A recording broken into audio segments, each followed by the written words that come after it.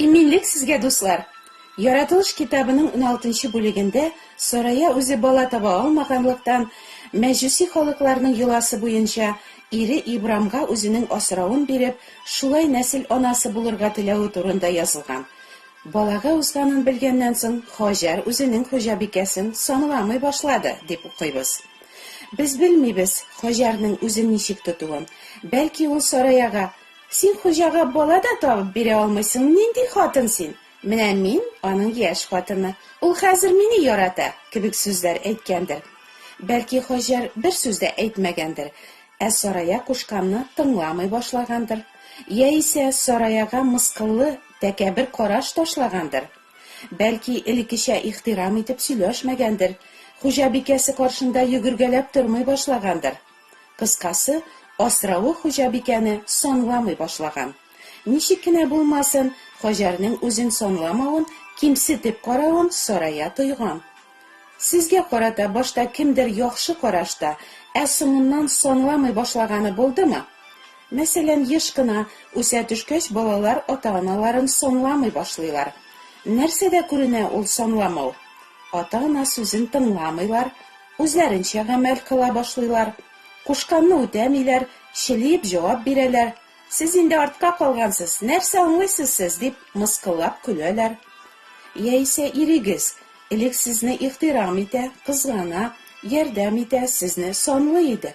Хәзер игътибар да юк, элекке ихтирам да юк.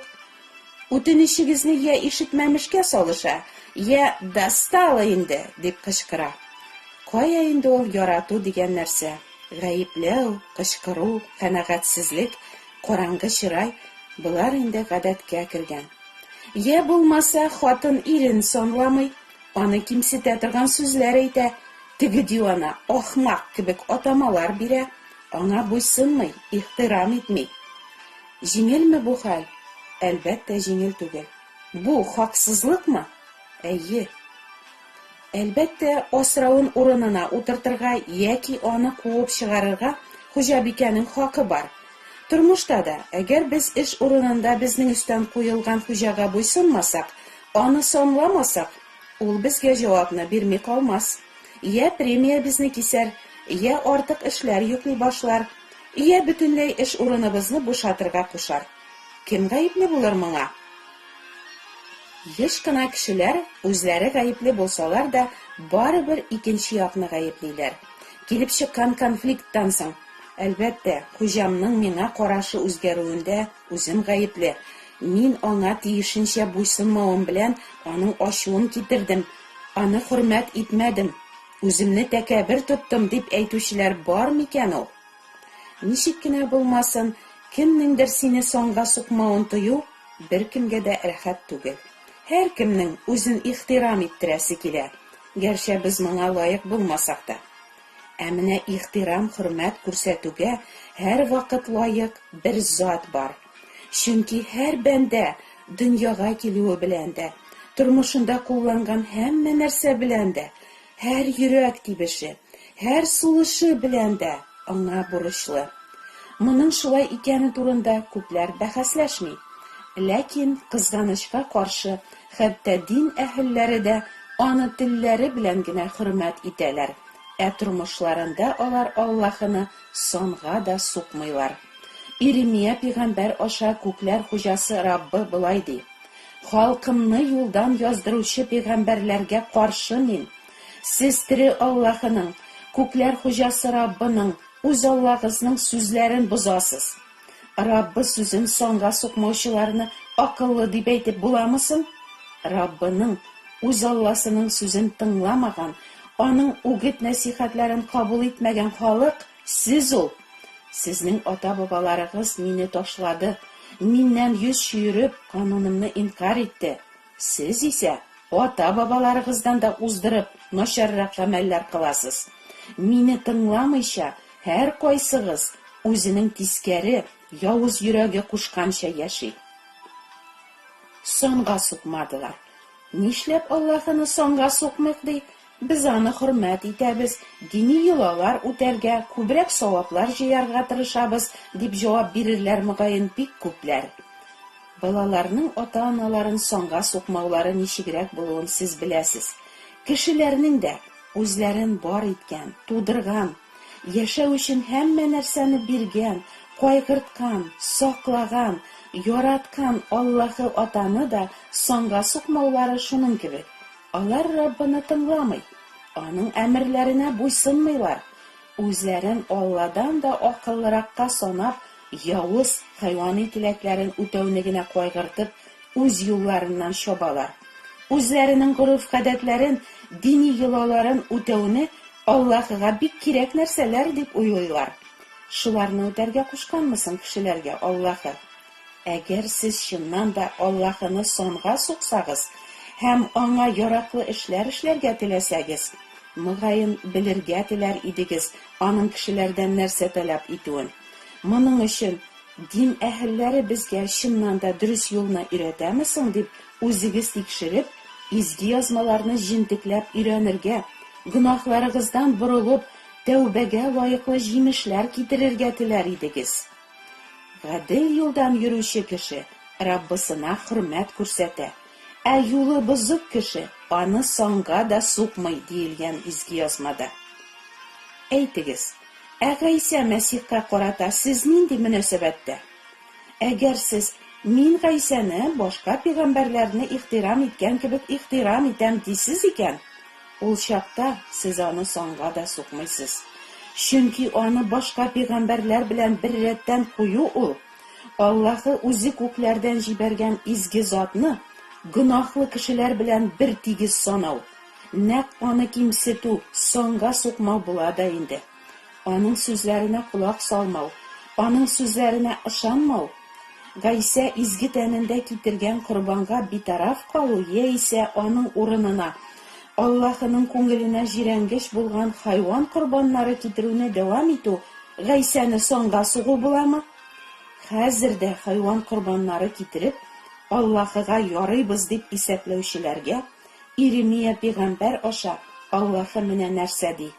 Киләсе афаттан корбан итләре коткарып калыр да, янә күңел ачып яшәрмен дип уйлыйсыңмы? Ә Малахи пәйгамбәр аша Аллаһы булай ди: бәйрәмнәрдә сез китергән корбаннарның тизәген битегезгә сылармын, һәм сезне шул кыяфәттә тирес өеменә чыгарып ыргытырлар. Кешеләрнең Аллаһы улын соңга сукмаячаклары, аны мыскыл итеп, җәзалап үтерәчәкләре хакында Ишагия пәйгамбәр бу вакыйгалар булганга кадәр 700 ел алдан әйткән. Изге язмада былай дип укыйбыз: кыен күргән, шир газап татаган ул адәм кешеләр нәфрәтенә дучар ителгән. Алар тарафыннан читкә кибәрелгән иде. Андый кешедән йөзне читкә борган кебек, аңа да нәфрәт белән карадылар. Безнең алда ул бер нигә дә тормый иде. Ул исә безнең җинаятларыбыз аркасында тәненә җәрәхәт алды. Гөнаһларыбыз аркасында кыйналды. Аның җәзалануы безгә иминлек, җәрәхәтләре сихәтлек китерде. Без барыбыз сарыклар сыман адашып йөрдек. Һәр кайсыбыз үз юлында булды. Ә Раббы барыбызның гөнаһларын аның өстенә өйде. Халкымның җинаятләре аркасында ул үлемгә хөкем ителде. Вакыт җиткәч, нәкъ пәйгамбәр алдан әйткәнчә, буларның барысы да тормышка аша. Гайса Мәсих кешеләрне Аллаһы белән татулаштыру өчен үз тәнендә Аллаһыга изге корбан китерә. Ул китергән изге корбанны кабул итү билгесе итеп, Аллаһы Гайсаны үледән терелтә. Тик Гайса китергән саф корбан гына Аллаһыга яраулы. Чөнки Гайса башка пәйгамбәрләр кебек гөнаһлы җир кешесе түгел. Ул бер кайчанда бер генә гөнаһ та кылмаган. Башка пәйгамбәрләр кебек ул үлеп, җир астында чиреп туфракка әйләнмәгән. Башка пәйгамбәрләр кебек үлеп бераз вакыт үткәч, аның даны юкка чыкмаган. Киресенчә, Аллаһы Гайсаны үледән терелтеп, данга күмеп, күкләргә, үзе янына күтәргән. Һәм башка пәйгамбәрләр кебек, ул хәзер дә үле түгел, ә тереләрдән дә тере һәм Аллаһының уң ягында утыра. Аллаһы Гайса турында: "Ул минем сөекле улым, аны тыңлагыз" ди. Башка бер пәйгамбәрне дә, бер фәрештәне дә Аллаһы үзенең улы дип атамый һәм үледән терелтеп үзе янына утыртмаган. Гайсаны үледән терелтеп Аллаһы шулай ук үзе сайлаган, ләкин кешеләр санга сукмаган шушы зат аша озакламый галәмне гадел хөкем итәчәген дә исбат итте. Бик күпләр: "Без Гайсаны хөрмәт итәбез, кыямәт көнендә хөкем итү өчен аның җиргә киләчәге турында да беләбез" диләр. Ләкин бу буш сүзләр генә, чөнки шулай дип әйтсәләр дә, тормышларында алар Гайса әйткән сүзләргә каршы эш итәләр. Кая соң аңа хөрмәт, кая аны ярату, аның сүзләрен тотмагач? Шундый явыз һәм икейөзле дин әһелләрен кисәтеп, Аллаһы Дауд пәйгамбәр аша болай ди: "Раббыга курку ва хөрмәт, тетрәнү ва сөенеч белән хезмәт итегез. Угылына хөрмәт күрсәтегез, юкса аның ачуыннан юлыгызда һәлак булырсыз. Аның ачуы бик тиз дөрләп китәр." Дусларым, тизрәк борылыгыз үлемгә китерүче юлларыгыздан. Гайса мәрхәмәтле, үзенә ихлас ялваручыларны ул бүген дә коткара. Гөнаһларыгыз өчен елагыз, кайгырыгыз ди Раббы. Әгәр сез гөнаһларыгыз өчен үкенә дә, кайгыра да алмыйсыз икән, димәк сезнең бәгырегез таш кебек каты, рухыгыз үле. Аллаһыдан йомшак бәгыр, яңа йөрәк сорагыз. Раббы мәрхәмәтле, ул сезнең үле рухларыгызны терелтеп, Аллаһыны яратучы яңа йөрәк һәм иман бирергә тели. Сорагыз һәм сезгә бирелер. Амин.